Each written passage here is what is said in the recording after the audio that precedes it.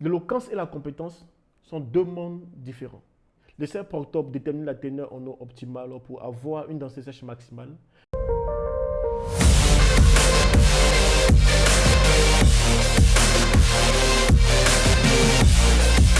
Bonjour, je suis Evra Akwasi, ingénieur en génie civil et hydraulique.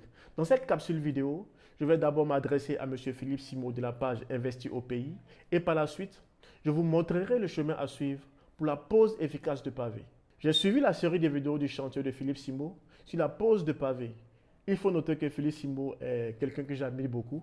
Par ses riches enseignements, apporte la lumière à toute l'Afrique. Je suis d'ailleurs abonné à sa page Investi au pays. Philippe Simot est une valeur sûre pour l'Afrique. Vraiment, merci bien à toi Philippe. Merci.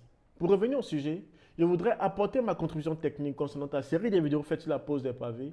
J'ai été surpris par l'une de tes vidéos, plus précisément celle publiée le 6 juillet dernier intitulée « Cet ouvrier veut travailler mais refuse de signer un contrat sur ta page Investi au pays ». Pour moi, cette vidéo frôlait le ridicule. Si vous regardez cette vidéo avec les yeux du profane, vous jetterez sans réfléchir la pierre à l'ouvrier. Je comprends la frustration de Philippe Simot, mais il faut reconnaître que les responsabilités sont partagées. En effet, Philippe Simot discutait avec l'ouvrier pour deux raisons. Le non-respect du design de la pose des pavés et le non-respect du délai d'exécution des travaux. Vous savez, le génie civil est une science et rien ne se fait au hasard. Pour avoir des résultats concrets, il faut se faire accompagner par un spécialiste. Avant de passer à la phase d'exécution en génie civil, il faut d'abord concevoir les plans, quel que soit le type et ou la nature des travaux. Ces plans serviront de feuille de route à tout le personnel affecté au chantier, ce qui n'était pas le cas sur le chantier de Philippe Simot. Or, un simple plan de calpinage de la pose des pavés nous éviterait ces discussions inutiles. Aussi, quand tu parlais des délais non respectés et du nombre d'ouvriers insuffisant, j'ai automatiquement compris qu'il n'y avait pas eu une étude sérieuse de la planification en amont du projet. Pour un projet sérieux, après avoir calculé le nombre d'ouvriers par le temps unitaire et la quantité d'ouvrages à réaliser pour une durée bien définie, nous passons à la signature du contrat avec l'équipe exécutante. C'est dans ce contrat que vous devez imposer un nombre d'ouvriers calculé et la durée des travaux. C'est après la signature du contrat que les travaux pourront débuter. Ce n'est pas quand tout est gâté qu'on vient parler de contrat. Bon, écoutez, je ne vais pas m'attarder sur les dits de Philippe. Je comprends vraiment qu'il n'est pas du domaine. C'est facile de critiquer, mais il est important d'apporter la solution. Comment procéder alors pour la pose efficace du pavé? Je suppose que tout le plan était conçu en bonne et due forme et que les pavés sont de bonne qualité. Pour les travaux, il faut d'abord décaper la terre arable et régler le niveau du terrain en fonction des plans d'exécution. S'il est nécessaire d'effectuer un remblai, en d'autres termes, s'il doit avoir apport de terre, il faut y associer un laboratoire qui sera chargé de la vérification des caractéristiques du matériau à utiliser.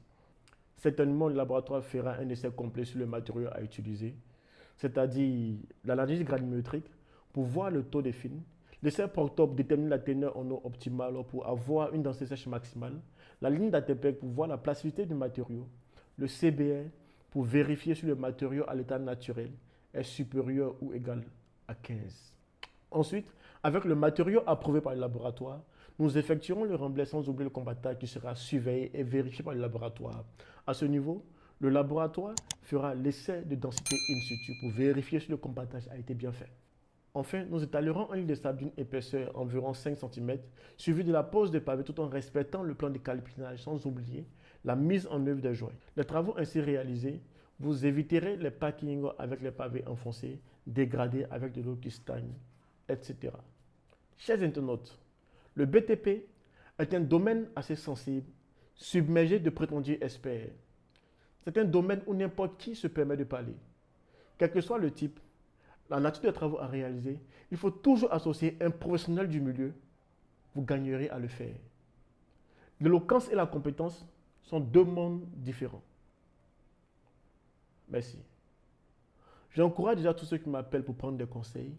Sachez que c'est un réel plaisir pour moi de répondre à vos préoccupations. Vous pouvez toujours me joindre. Je ferai aussi toujours mon possible pour vous satisfaire.